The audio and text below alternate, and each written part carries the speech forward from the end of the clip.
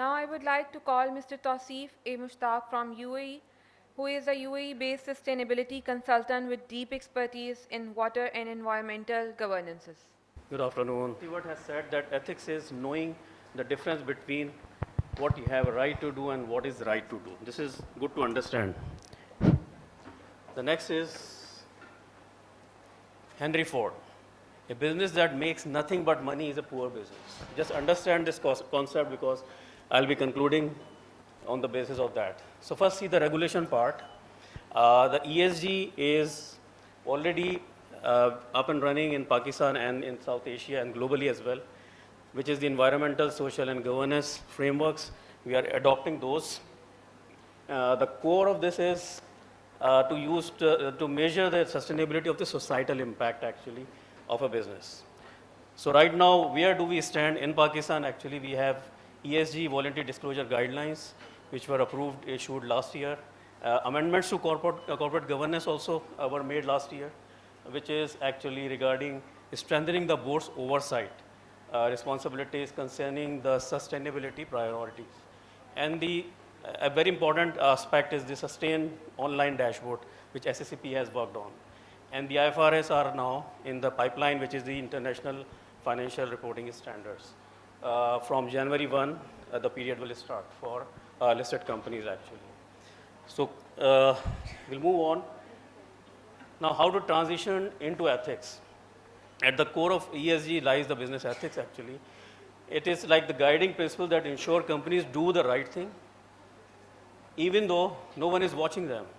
This is an important concept. Even though the regulator is there, but regulator is not always very active on all the regions. And why this business ethics matters in ESG?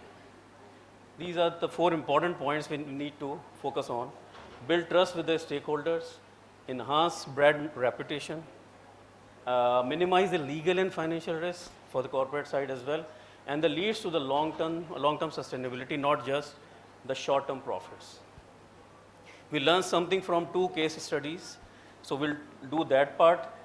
But also the 2 important areas are the role of the board of directors, because that governance structure gives you the ethical decision-making part, and the transparency and accountability to ensure communication, oversight, and the ethical decision-making in that area. So we'll move to the case study first.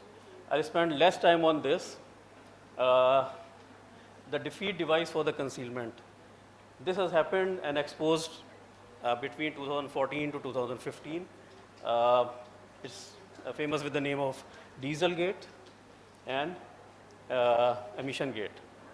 What happened? West Virginia University did a work on the on-road vehicles. They wanted to check that how many vehicles, diesel vehicles, are having emission which are beyond the regulatory requirement. So they use Japanese emission system, and they find out that there is nitrogen oxide additional emission in some of the vehicles. These findings reached to the United States Environmental Protection Agency. We'll move to the next one. And what happened actually? The automaker has used intentionally that turbocharged direct injection diesel engines to activate their emission controls during the lab testing part.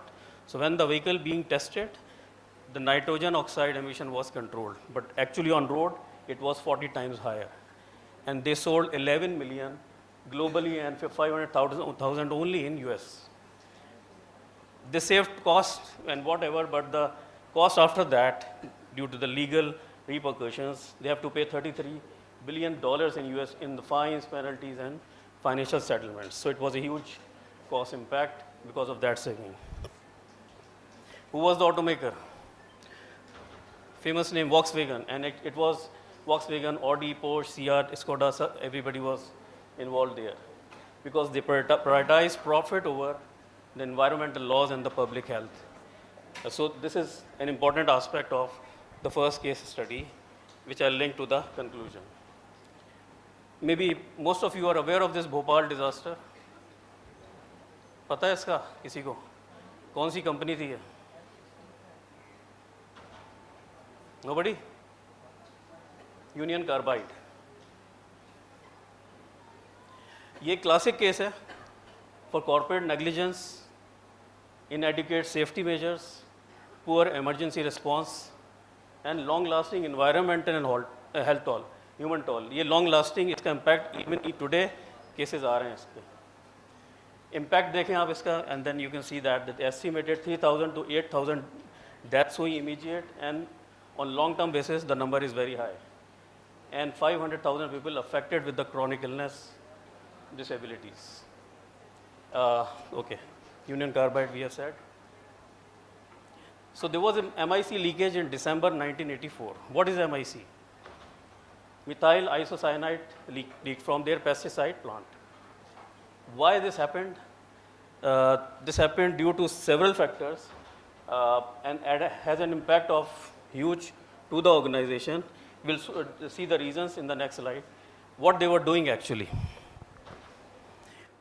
They reduced the staff and there was undertraining of the staff. The plant had fewer trained personnel. The skilled operator, maintenance staff were reduced, and those remained were the poorly trained. And the night shift where this happened, actually, when it happened, had minimal staff present. Then shutdown of key system. This is the most important part of understanding where they were saving the cost. The incident happened in December 1984, June 1984. The refrigeration system for MIC tanks, which used to keep the gas stable, was shut down. Why? They wanted to save $70 per day. The gas scrubber, which neutralizes the toxic gas, was non-functional that time, and the flare tower, which used to burn the escaping gas, was offline for repairs. Yes, we can move forward. And there were other areas, use of inferior materials, poor maintenance, and the location of the plant was in the middle of Bhopal. So safety was sacrificed for the savings, for the small cost cutting. It cost dearly to everybody until now.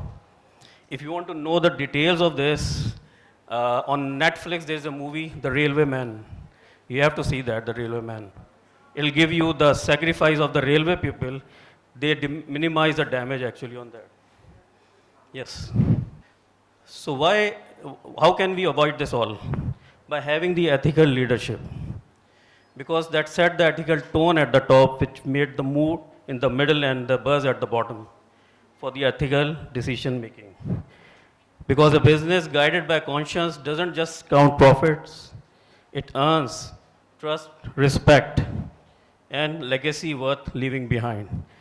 So we have talked about the AI, we have spoken about so many things, but we have to stick to the basics and we have to apply this so we remain ethical in whatever we do and not just for the profit. Thank you so much.